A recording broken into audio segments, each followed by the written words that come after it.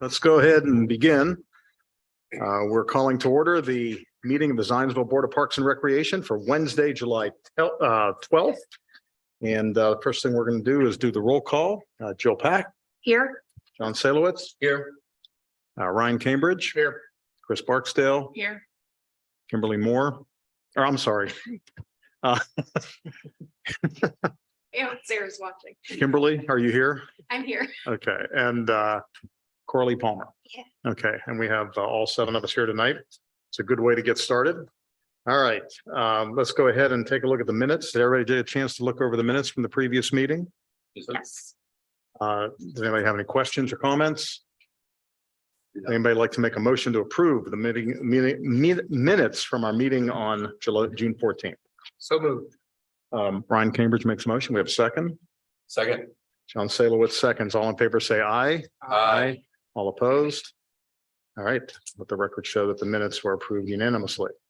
Next item on the agenda is the public presentations or comments. I don't see anybody in the room. Jonah, anybody online? Okay, so we'll go ahead and move on to the next item, which is the Parks Foundation report from Jill Pack.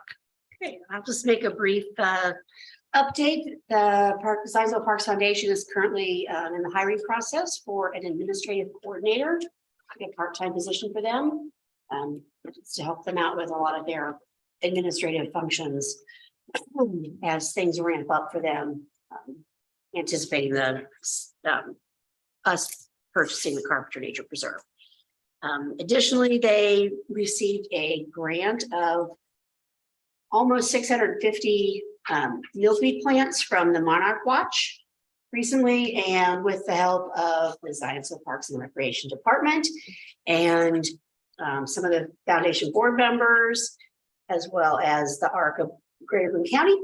They've been working on planting those. Some were planted along the northern extension of the rail trail and also at Overly Warman Park. Then they did some at Elm Street Green, and I think they were going to add some at the golf course in the Pollinator area. I will say that I helped out on the day at Overly Warman. It was the hottest, most humid day in the world, and the ground there is like cement. That's So because it's actually mostly cement. I know. You would dig and it'd be like, oh, I got 45 rocks and like a tablespoon of clay or sand. It was hard planting that day. But that's going to add pollinators throughout the park system for us. And then they also are one of several of the sub-sponsors of the butterfly trail this year. So that's going on from June 1 through the end of August. Great. And that's what's going on there. Okay. Anybody have any questions for Jill? Any thoughts? Maybe the rain will soften things up a little bit if it comes tonight. It's going to help it warming, but Yeah. Okay. All right. Next item on the agenda is our staff reports, and we begin with our superintendent, Jared Logston. Jared? Thank you, John. Just a couple of items I'd like to highlight from the superintendent report. As mentioned, the milkweed was planted throughout our park system, and we again want to thank the Zionsville Parks Foundation for that opportunity. Last month, you had the report from Rachel Felling on the pilot year of our Nature Connections program that was in Eagle Elementary. Rachel, myself, and Chris Barksdale on the park board had an opportunity to meet with the schools, and they were over the moon ecstatic with the results from the program. And they do wish for it to extend to all elementaries, and we had to reel them in just a little bit. But we are looking at providing that Nature Connections program for both Eagle Elementary and Trailside next year. So we are adjusting costs for that and looking forward to implementing that into elementary schools here in Zionsville. We also, over the past month, had a private donation. And I wanted to read a memo that I submitted to the donor who wishes to remain anonymous at this time, as well as John. Last December, the Zionsville Parks and Recreation Department received a gift by an anonymous donor in the amount of $100,000. The donor wished for the funds to be utilized however we saw fit, and the department shared its desire to split the gift towards park improvements and funding 10 years of community programming. We are once again the fortunate recipients of this generous gift and wish to express our sincere appreciation towards the donor and share how this donation will positively impact Zionsville for years to come. As a Parks and Recreation Department, it is our mission to enrich the community's quality of life and quality of place. One of the most beloved aspects of our community is the abundance of parkland, and we proudly refer to Zionsville as a town within a park. With this generous gift, we are prioritizing efforts that not only seek to enhance the wellness of our residents, but also improve the well-being and health of our natural spaces and the species that inhabit them. A healthy community is an enriched community with ample opportunities for physical, mental, and social wellness. The department intends to earmark $50,000 towards initiatives that enrich the history, culture, and expression of the arts in our park systems. Projects may include public art installations, historic event placards, music and art equipment in our play spaces, and equipment to strengthen our community connections through events and programming. Because our health is directly tied to our environment, the department will also allocate $5,000 a year for the next 10 years to help fund our growing natural resources division. In 2022, the Zionsville Parks and Recreation Department created the Natural Resource Division within our maintenance department to prioritize the health of our green spaces. Our natural resource technician organizes volunteers to assist with invasive species removal, habitat restoration, tree plantings, and care for our various habitats and plantings. This gift will seed the next 10 years of habitat restoration and help Zionsville parks reestablish wetlands, prairies, and improve biodiversity along our trails, parks, and waterways. So again, we want to thank that donor for this opportunity and this gift. And I might add too, the first part of that, the enhancing the historic character of our parks. This will help. You know, we talked a few meetings ago about the historic plaques along the trail. This will hopefully speed up that process a bit too by funding some of those. And our donor, who at one point in their life was involved in education, is happy to see, you know, those educational aspects being brought to bear. So we're fortunate that we have generous people in our community that are willing to donate to that level. And I want to also mention that Jared has been very creative in using it in a way that's going to be lasting, and, you know, I mean, not all one shot, but is going to last for, you know, a half of a generation, which is really, really very admirable too. So thank you for your approach to it. And the final update from the superintendent report is that it is Parks and Recreation Month. So as you're out in our trails and in our parks, if you see our staff out and about running programs or maintaining our trails, be sure to stop and thank them for all they do, because this team really does come to work with 110% every single day. And we're not able to accomplish what we do without that attitude. So it's a month to really celebrate our team. So hope you all will. Thank you. Any questions for Jared? Any thoughts? All right. Thank you, Jared. Next up is Chris Flanagan, our Director of Maintenance Services. And Chris had a lot of cleanup to do. Yeah, you'll hear me say storm cleanup a few times this year. Yeah. Good evening. So just to get started, we only had one instance of graffiti in June, which is pretty nice. Only took up about 1 staff hours. Again, storm cleanup. We did repainting lot lines at American Legion Trail Crossing, Turkey Foot Nature Sanctuary, Starkey Park, and the Nancy Burton Trailhead. Just like when we did previously in May, we worked alongside Cornerstone Environmental. We did the sound testing in May. Just this June, I went around with them and we established lockout and tag out procedures for our water and electric systems throughout the park system. And we performed our low frequency playground inspections at our playgrounds through the park. I'll do a little explanation of that. We do high frequency playground inspections. We do those twice a month. Myself and Gordon, who's the other playground safety inspector. And then once a year, we do the low frequency, which is a little more involved. We're going out with the tape measures. We're going out with hardware, check every bolt, make sure they're secure, check all the distances between all the playground equipment. We're doing pretty well. All righty, so Big 4 rail trail storm cleanup. We cleared multiple fallen trees and blew off the trail, and we're still doing some monitoring on that. I won't say much more about working alongside ARC of Boone County. That has been covered. I will just mention that our natural resources team has entered that into their schedule when they go around watering plantings during the week. And our natural resources team installed water bags on the trees along the northern rail trail expansion on 400. At Heritage Trail, we edged around pathways, repaired the doggy bag dispenser out there. And one thing I forgot to mention in May, Zionsville's own Mason Malberg completed the installation of a hammock park up there at Heritage Park to earn his Eagle Scout. So if you get an opportunity, take a hammock up there and relax for a little bit. All right, Lincoln Park storm cleanup. clearing fallen debris. We installed a new pump at the decorative fountain with a net around it to help keep debris from getting sucked into the pump. We did some tree trimming, namely a large branch on the northeast corner of the park, which was coming down over the stop sign. And then we continued to do spot spray, herbicide, and mechanical removal of that in the landscape beds and spraying the pathways. Creekside Nature, again, storm cleanup, cleaning debris, blowing off trails, trimming back the trails and the sight lines. Elm Street Green, clearing out hardscape paths, pruning trees around the garden plots, repairing hose attachments at the garden plots, and trimming the sumac in the upper and lower beds. Mulberry Fields, again, storm cleanup on those hardscape paths. Coy did get the irrigation system up and running. We are very appreciative of them for the hard work they put into that system. One of our days working alongside ARC of Boone County was filling in, seeding, and strawing the ruts in the sports field. Also, Spears was out site to repair leaks in the splash pad system. We are having them out again tomorrow as well to finish up a few more in the system there. Locust trees got trimmed, pressure washed the shelters, and edged around pathways. Starkey Park was namely storm cleanup, and we're going out there regularly the last couple of weeks, just keeping our eyes and taking out some other trees that we think might be problems. Turkey Foot Nature Park, again, storm cleanup. At the trail crossing, we cleared the hardscape paths, trimmed bushes and trees, additional to keeping up with weeding, spot spraying, and we pressure washed the path and the monuments there. At the nature sanctuary, from the large storms we had, we did lose the tops of the large red oak and the large American beech along the trail at the entrance. The fence was damaged. I'm thinking we will be able to salvage most of that fence, clean the posts up, and we should be able to cannibalize some of the rails that didn't get destroyed, and then just get some new rails to replace that.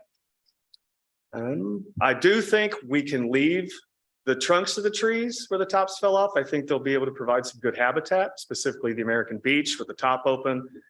I would hazard we'll get some barred owls nesting in there at some point. Carter Station, clearing hardscape paths and trim back vegetation from the parking area. Oakley Warman, again, clearing paths with storm cleanup, cleared some trees. We modified the mountain bike trail downhill entrance from the rail trail, making it safer to slow riders down as they get into the park proper. And it provides two ways for them to stay on the hard trail or make their way into the mountain bike trail proper, where we did trimming out there for the mountain bike trail loop. Godby was out to site to perform the backflow test to make sure that our water system is in compliance. We installed some safety signage along the hardscape pathways.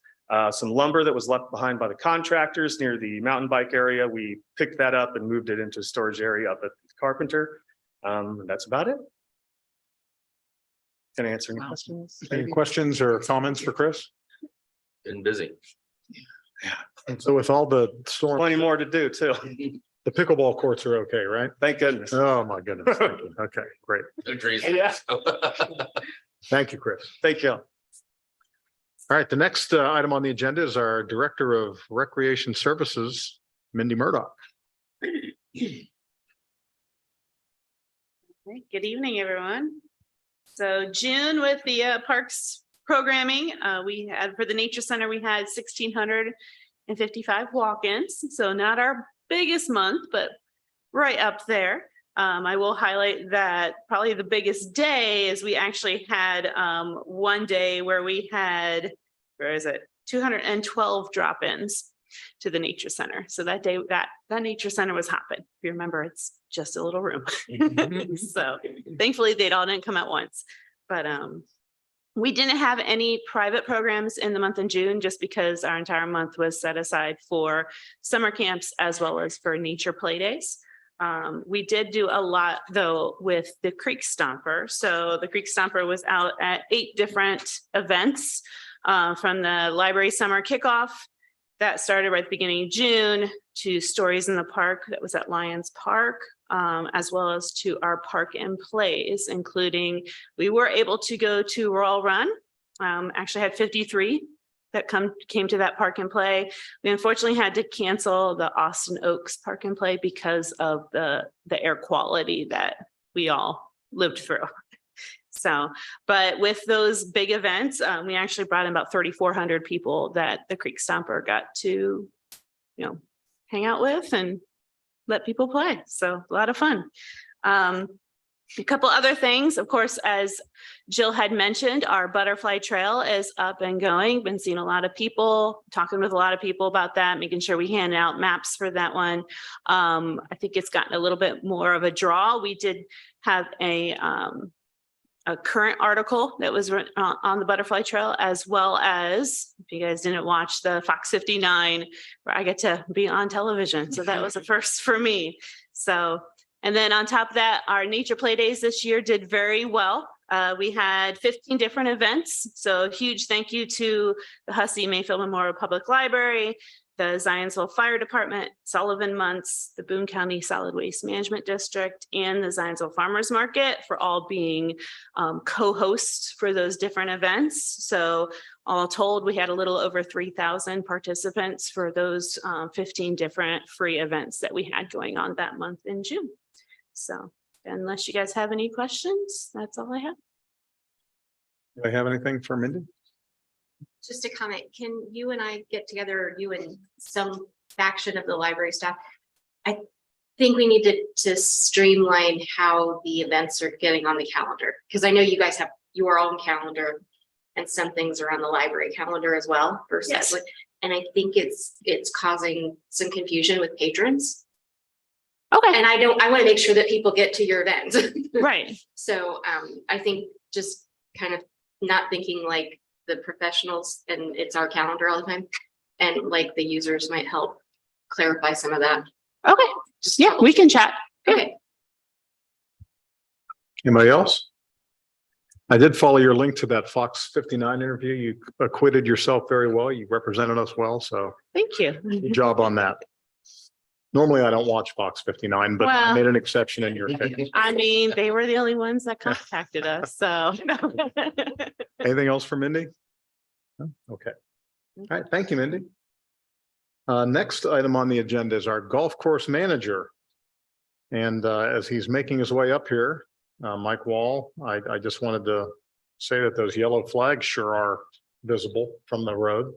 Yeah, That's a nice little, upgrade. yes. Or you kind of took one of my bullet points. So I don't have to speak. So yeah, I guess that air quality doesn't affect golfers. They came out still in droves at the golf course.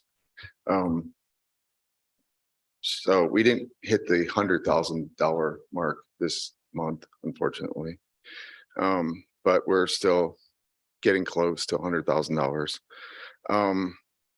To date, we're right at $310,000 for the year.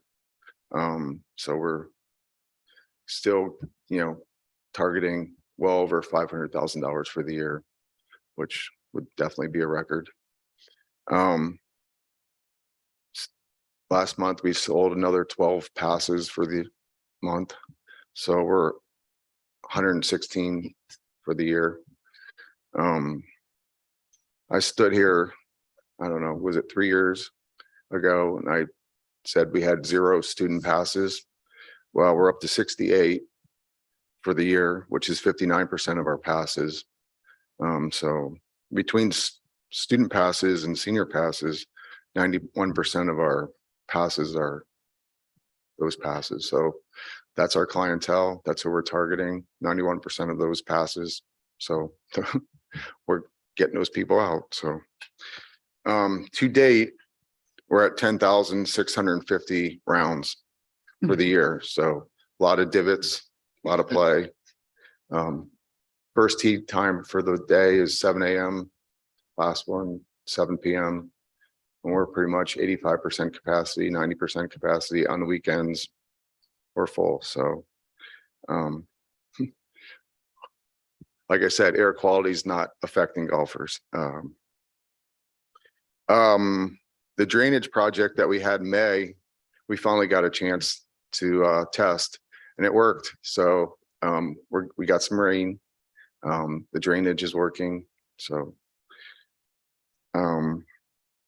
as John alluded, we put some new flags out.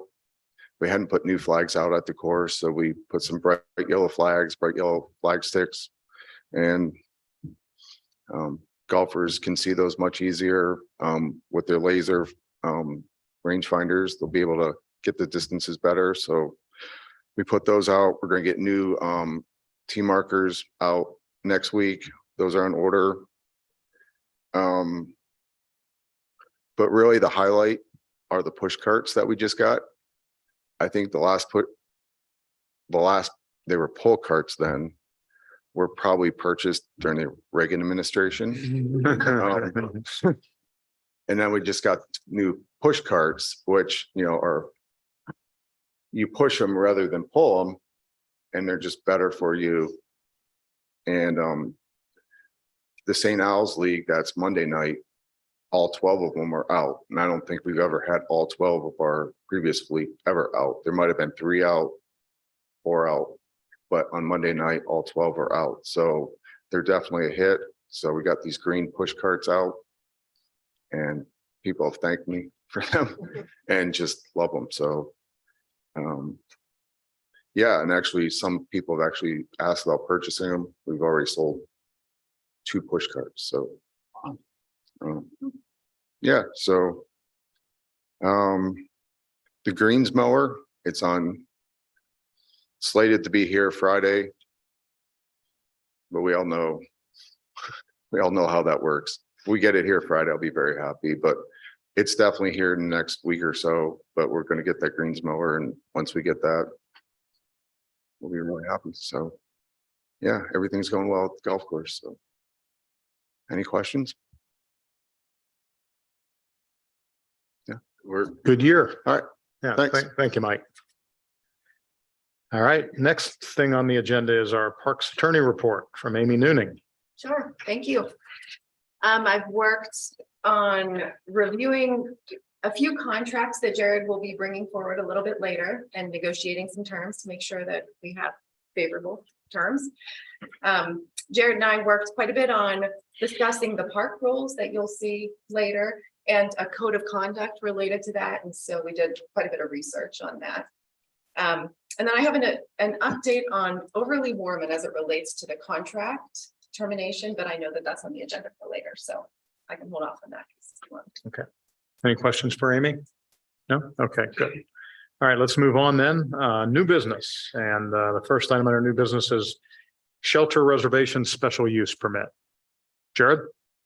All right, thank you, John. So our shelter reservation program allows for residents and non-residents to reserve the shelters at our parks for half a day for a nominal fee, or they can rent them for the full day for a fee that is twice that.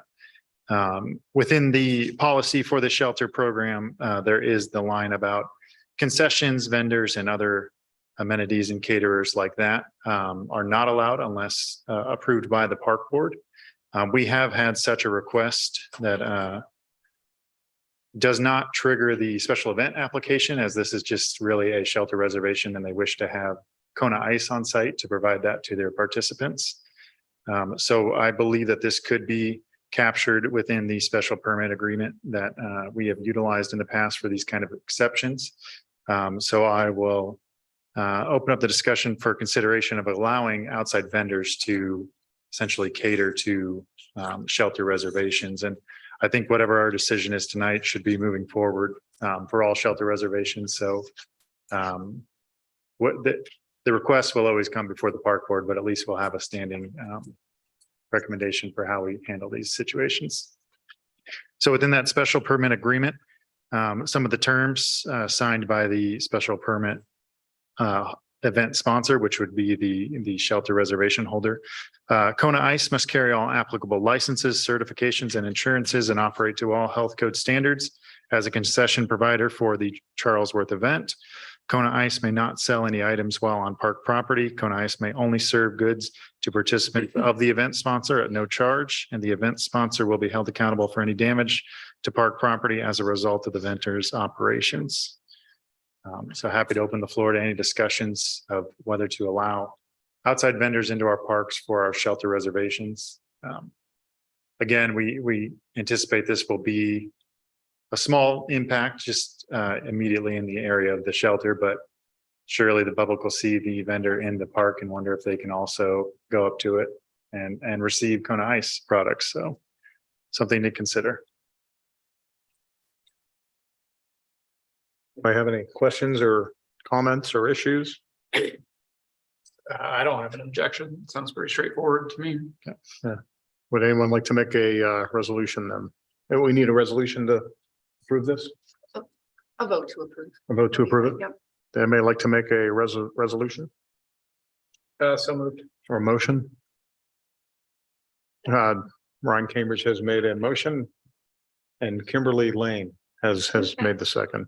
All right, let's take a vote. Jill Pack, Aye. John Selowitz, Aye. Ryan Cambridge, Aye. Chris Barksdale, Aye. Kimberly Lane, Aye. Corley Palmer. I say aye as well. All right. Special use permit passes. Next item, memorial bench donation. Again, our Memorial Bench program is assisting us with supplying places for rest and relaxation along our park system.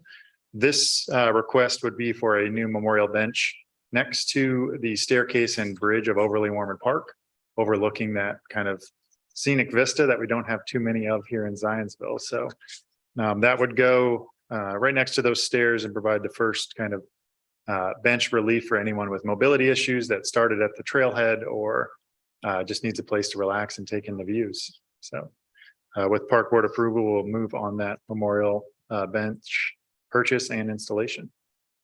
I make a motion to approve. Hey, Ryan Cambridge makes a motion to approve. Do we have a second? I second. Chris Barksdale seconds. All in favor, say aye.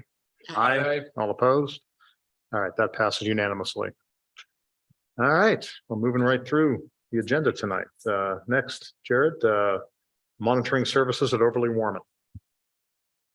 I think the Mulberry Fields might be the next one. You I have don't that know on? on my agenda, but okay, let's go to Oh. Mulberry Fields.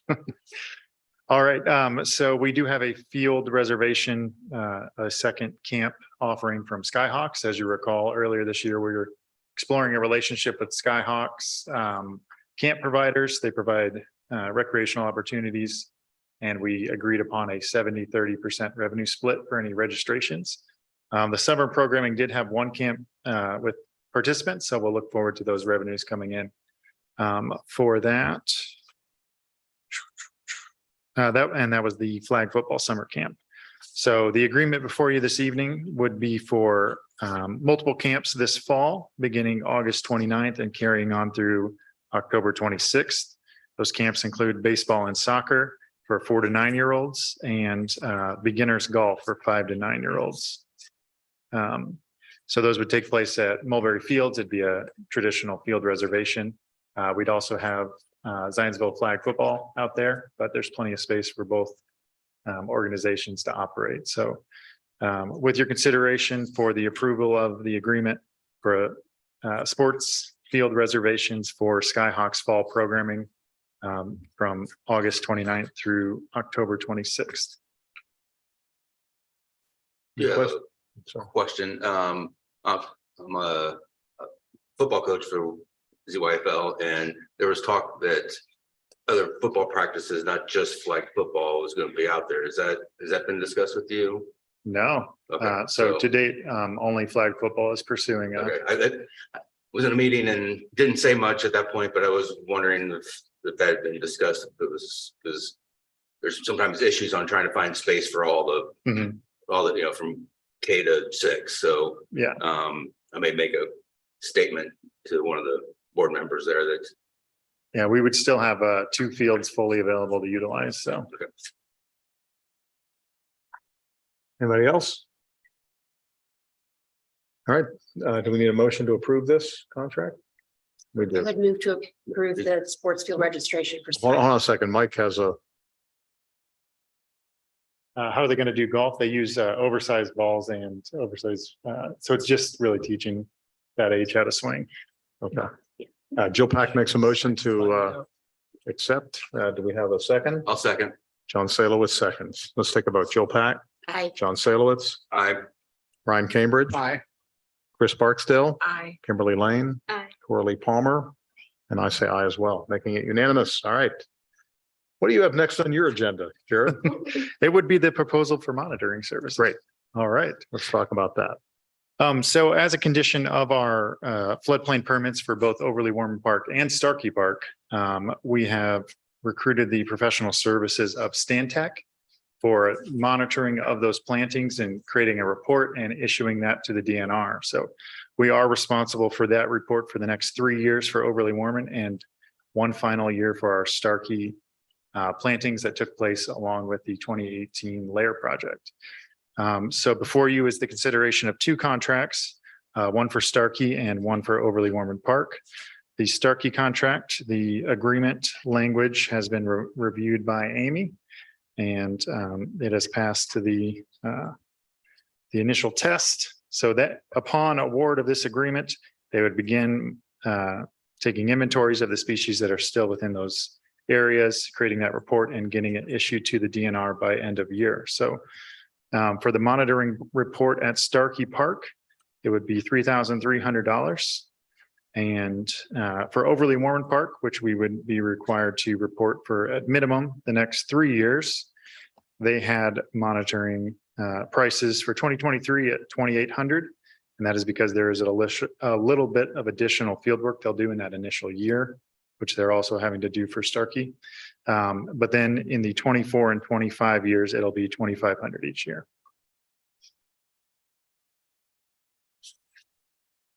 And what are we getting for our money?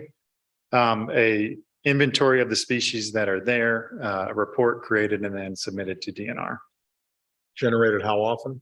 annually. Annually, okay.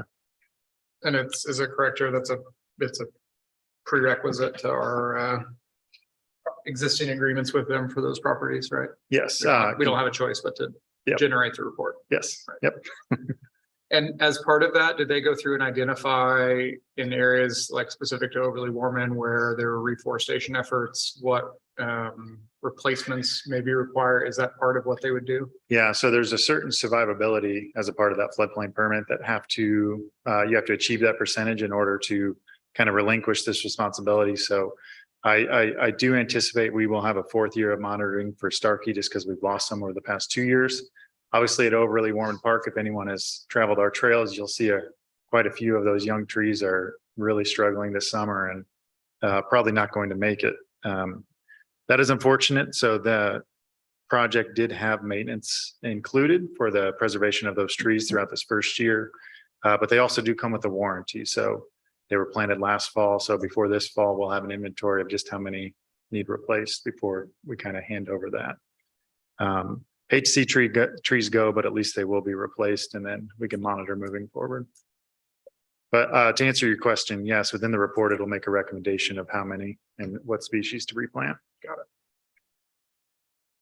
So we can make one motion for both for Starkey Park and Overly Warman. Okay, would anybody like to make the motion for monitoring? I'll make a motion to monitor. The monitoring. John Salos makes a motion. We have a second. Second. Coralie raised her hand. We're going to give that one to Coralie. And let's take a vote. Jill Pack, Aye. John Salowitz. Aye. Ryan Cambridge. Aye. Chris Barksdale. Aye. Kimberly Lane. Aye. Coralie Palmer. And I'll make it unanimous by saying aye. All right. Anything else under new business, Jared? I do have one we could add here. Over the past month, we have been discussing a project with the IU Climate Cohort Program. So as you know, we each summer for the past couple of years have had an IU intern. They've assisted with the climate action plan that's driven some of our town initiatives over the past couple of years.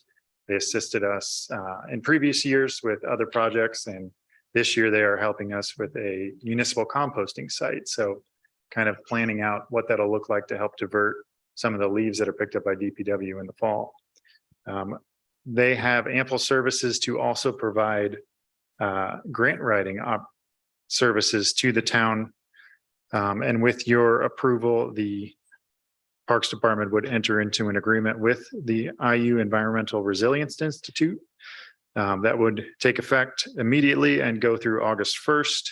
And we would partner together. They would conduct research, data polls and mapping, prepare document drafts and edit proposals, and essentially develop the writing for a grant. And the grant that we would like to go for would be the Next Level Trails Round 4 grant. And we are looking to incorporate 2 projects within that. So Round 4 of Next Level is still providing ample funding to regional connections, which we were awarded in round 2 with our big 4.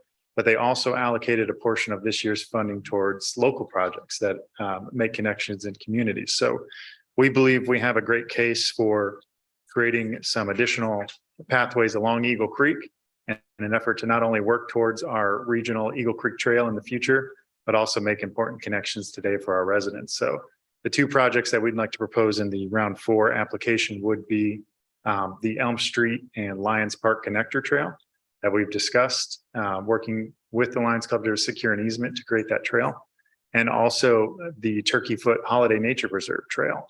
So that would connect Turkey Foot as you leave today, has that paved trail that goes up to Holiday Farms and then to the historic Red Bridge. And we would look to continue that up to Holiday Nature Preserve, which is just a little bit more north. So working with IU to create a grant application and then cross our fingers that we're awarded at the end of the year. No money changes hands. This is a free service that they would like to offer us. It's great experience for the students and it's a huge benefit to our limited staffing team. So with your approval, we'd like to enter into the agreement with the Indiana University Environmental Resilience Institute for grant writing services. One question, you said August 1, is that 2024? 2023, So it's only for 1 month turnaround. Okay, Yep. so you only we have a month to get their services done for what you need. So we will likely need to work as a park board to the special meeting, or at least some dialogue to approve that application before we submit it When do you foresee that application need to be submitted? by August 1st. Okay, all right, good. Extremely tight windows. Yeah. Well, let's get this going. Yeah, motion to approve this. And let's emphasize that we're talking about a lot of potential upside for no cost, cost. for zero cost. Is there potential for more use from them? And Yes, they want more projects to partner on. So not this is only, just specifically for this project? yes. Okay, gotcha. Okay. We have some questions from down here. They were one making a motion or Making a approving. motion to Okay. let them. Kimberly Lane makes a motion that we enter into this agreement. We have a second. Coralie seconds. Jill Pack, Aye. John Selowitz, Aye. Ryan Cambridge, Aye. Chris Barksdale, Aye. Kimberly Lane, Coralie Palmer. And I say aye as well. So lots of upside with no cost. That sounds great. All righty. Anything else under new business? That's all I got. All right, I'll stop let's move to derailing old the business agenda. then. And the first item I have is the rules update. Yes, so we kind of prefaced this last month and took no action, just to open up the topic of updating the rules. And after researching kind of what's there today and what we'd like to add, it's really not too much. So it's an update to the existing rules. And so that we would like to add that no swimming in Zionsville parks unless it's a swimming designated area. And no horses in our parks or trails unless it's a designated equestrian parking lot or trail. So currently we have neither of either. So, but in the future, should we be able to develop those facilities, they wouldn't be outlawed by the rules. Jared, if I could add to, you also added 9 prohibited behaviors that we. Yes, so we discussed a code of conduct briefly at the last meeting as well. And this is just outlining some behaviors that we feel are unacceptable for our park system, whether those are, non-violent threats or the escalation of violence in our parks. And just noting that and internalizing those in the rules. So as we look at opportunities and requirements for consequences and enforcement, we'll have them included in the rules as well. So happy to answer any questions related to the code of conduct or the rule update. I guess one question as a former forest protection officer, who does the enforcements of this and how are they going about being cited and? Yep. So part of that, it's the responsibility of park staff when they see these things. And we are working on a framework for what triggers what response, and we'll have that internal training. So, nonviolent confrontations, they can usually be de-escalated with verbal judo. But as you see other instances, it's ultimately Zionsville Police Department that would respond to anything that's elevated and incited. And they are also enforcing rules as they're out in the park. So kind of a collaboration between the two.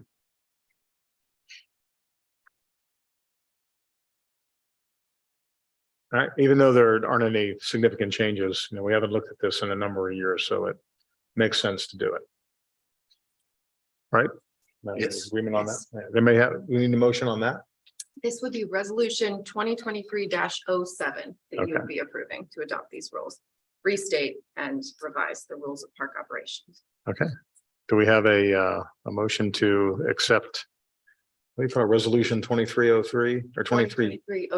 23-07. I'll make a motion to approve resolution 2023-07. Thank you. John Salowitz makes a motion. Do we have a second? Kimberly Lane seconds. Let's take a vote. Jill Pack, Aye. John Salowitz, Aye. Ryan Cambridge, Aye. Chris Barksdale, Aye. Kimberly Lane, Aye. Coralie Palmer, and I say aye as well. And I Great. do have this for everybody to sign afterwards too, for you. All right. The next item that I have is the naming rights policy. That's right.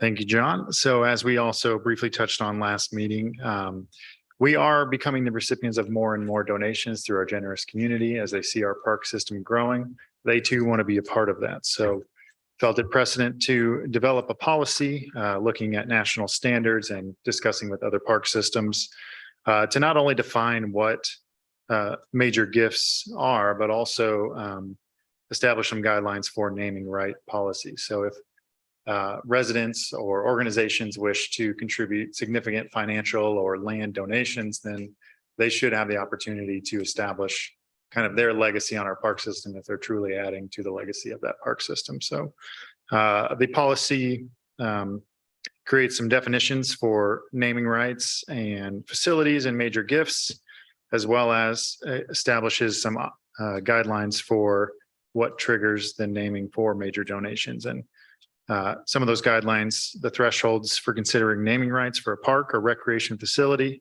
will include one or more of the following. Land for the majority of the park was deeded to the Board of Parks and Recreation or sold at a below market bargain value sale price. Contribution of a minimum of 75% of the capital construction costs associated with developing a park or recreational facility, and provisions of a minimum endowment for the continued maintenance and or programming of a park or recreational facility. So again, as these donations are accepted, establishing guidelines for naming rights. And that not only extends to our future parks, but also can be programs.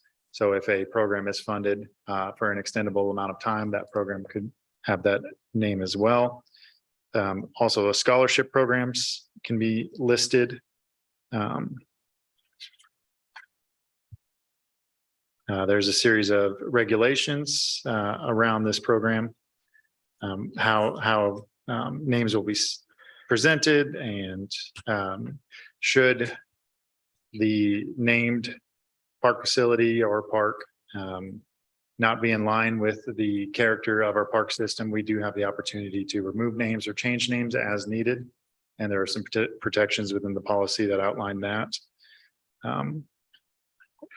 And also it mentions working with the Zionsville Parks Foundation to develop that process so that donations that go through them earmarked for those items can be received by the park board and those naming rights secured in that process. So Those, the termination of rights, naming rights, is that language also in the gift agreements that we're signing with people?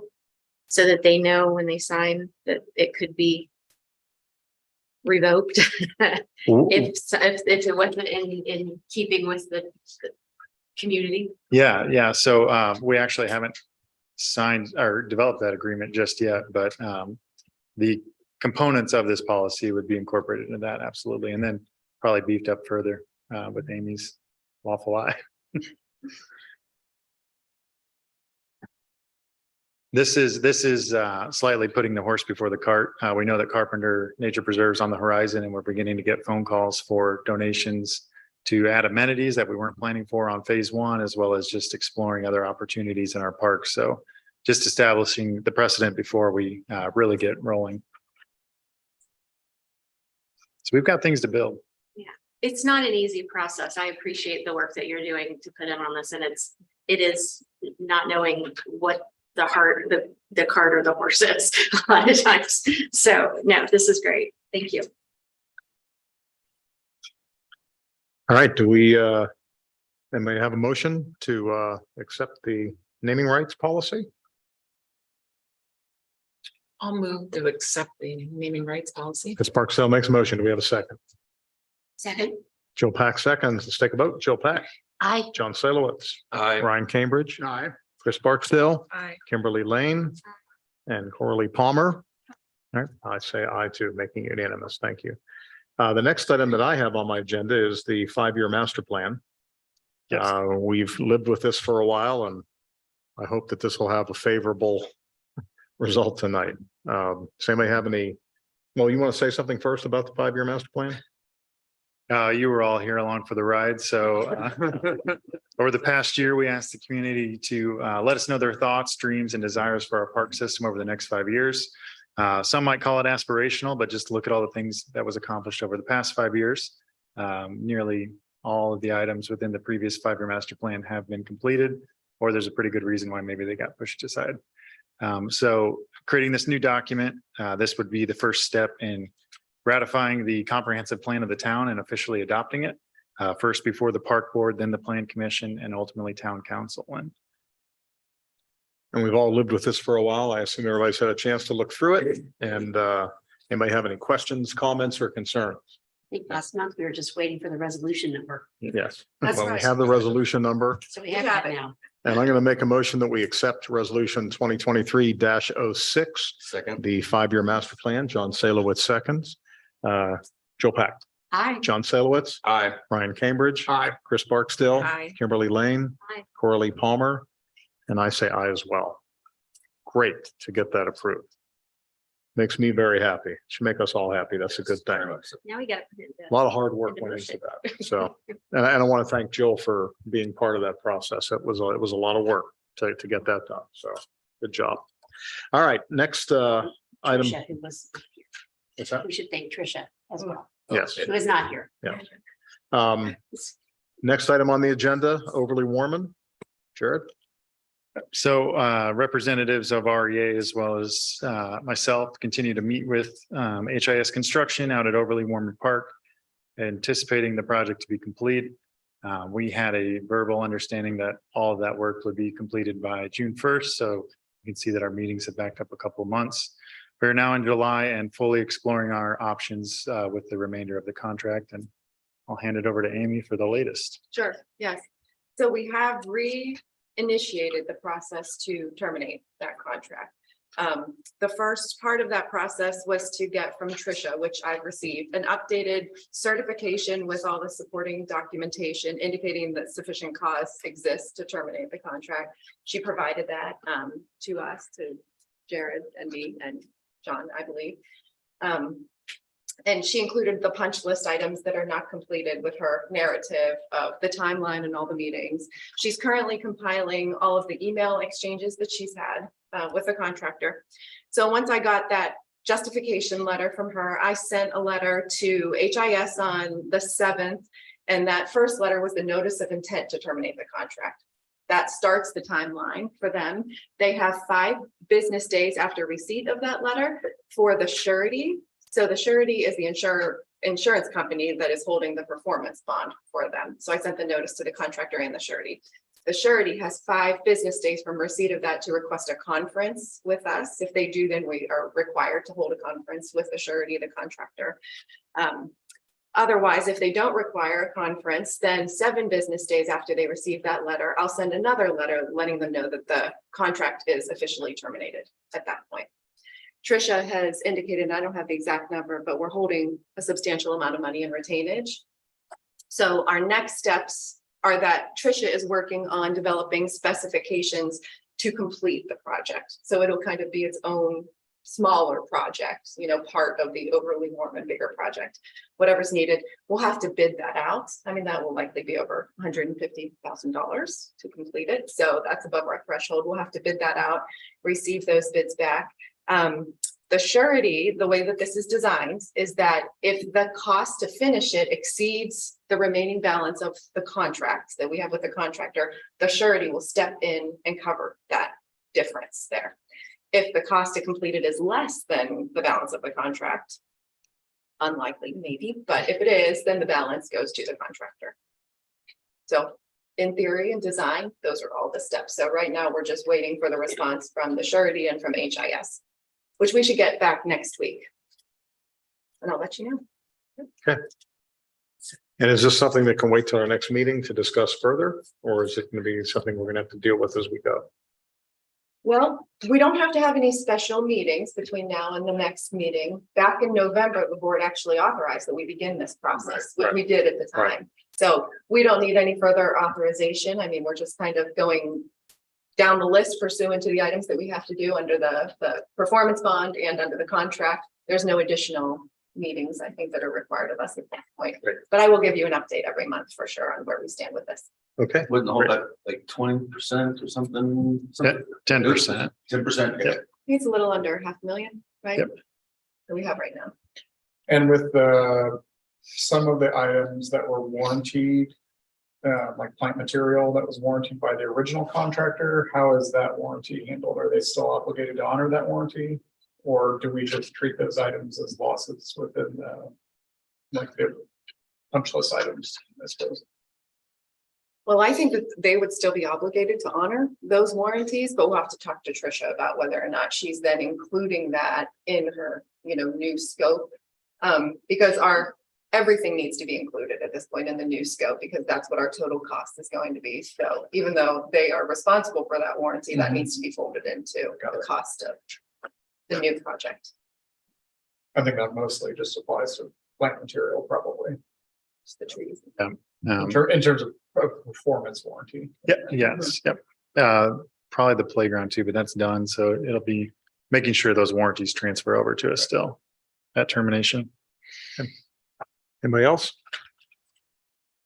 All right, so there's nothing for us to do on that tonight, and we can move on to the next item. All which right. is the southern expansion.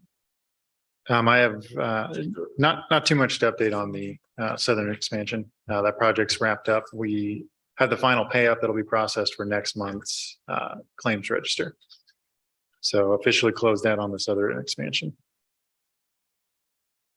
And the northern expansion. Northern expansion is going well. Significant completion on that. We are creating the punch list and anticipate a final walkthrough with DNR on the 21st of the month. As you recall, the northern expansion was a part of the next level program. So it's timely that we close out round 2. So we will be eligible for round 4. So that's working out great. Phase 1 also has now had straw and seed laid down. So that is awaiting a punch list. We'll walk through the trail with the contractor and make sure they are meeting specs along the way. And the contractor has begun work on phase 2. So initial clearing of that corridor. I do have a question because there's some areas where they're putting that new dirt down and seed and such that obviously there is a lot of erosion possibilities. Do they have maintenance involved in that, or is that once they get turned over to us and then if there's washouts, we have to take care of that? Yeah, as the punch list is created, if there's any current ones, we'll identify those. But hopefully the seed, with the rain that's going to happen in the next couple of days, it'll start to germinate and take root, and then we can mitigate a lot of those erosion. There's some pretty rough areas. It looks like it could. Yeah. I mean, I was always wondering how they're going to handle that because it just goes, drops straight down. Yeah. I know you got to have that buffer area. So I foresee some areas being some issues for you guys and, for us, going forward. So. Yeah. And after the project is done, there's not to say that riprap or some other treatment might not be needed if it's egregious, but the spec does call for 90% coverage of the grass. So if an area is washed out, they'll have to reestablish that and reseed at that time. Okay. So some protections. All right, any other discussion? All right, Jared, next item. The rail trail trailhead. We do have one change order for your consideration. As you recall, last winter, we were presented with the opportunity to have an art installation that would be in the shape of an eagle and actually mobile and will adjust with the wind and slowly flap. Working to incorporate that art installation into the trailhead facility, there was the need for a footer that was substantial enough to accommodate the weight of that steel and aluminum structure. So before you is a change order request for $8,865 for the concrete footer to be poured in the roundabout. So that is an 8-foot deep footer. So should something happen and we choose not to go forward with the art installation, we could always have a different one in the future or just a heavily reinforced flagpole. So obviously we had a big credit from changing the building. So does it still, this change order still keep us? We would still have a credit, but I would propose that we utilize the donation we mentioned tonight. Part of that initiative was to utilize that for cultural art and arts and celebrating those type of things in our park system. So this seems like a novel opportunity for the small investment of $8,865. We could incorporate a public art installation that's well over 40,000. I think that's in keeping with the spirit of what our donor would like us to do with the donation too. Did you have a comment? Say the same thing. Oh, you were? Oh, Well, great. yeah. Great minds, right? Yeah, okay. Any other questions about that or do we have to accept the change order to make that happen? Yes, yes. Do we have a motion to accept the change order for the art installation at the rail trail trailhead? Kimberly Lane makes a motion. We have a second. Second. Ryan Cambridge seconds. All right, let's take a vote. Jill Pack, Aye. John Salowitz, Aye. Ryan Cambridge, Aye. Chris Barksdale, Aye. Kimberly Lane, Aye. Coralie Palmer, and I say aye as well. All right, terrific. Anything else, Jared? That's all I have. Does anybody else have anything under board related items? No? Okay. Now let's move on to claims. And there were some questions earlier about claims. Has everybody been satisfied with the answers they've gotten to the claims? Yes, sir. Any questions anybody has about that? I had one question. I just gotta get it to switch its orientation for me. Oh, there you go. Thank you. It's very hard to look at on a computer. It was related to, I'm gonna find it now, some engineering services, and it was just, it didn't identify what park it was related to. It's payroll. It's somewhere around $2,000. Does that ring a bell with you at all? See a lot of invoices each month, so trying to find that on the claims. Let's just. see if I can find that.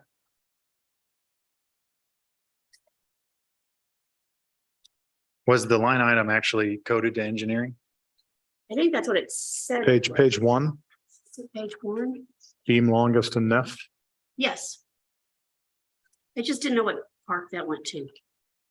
Oh, so that was actually related to a legal description for a potential easement with the schools. Okay. So that would is in relation to the potential Union Township donation we might receive contingent on that.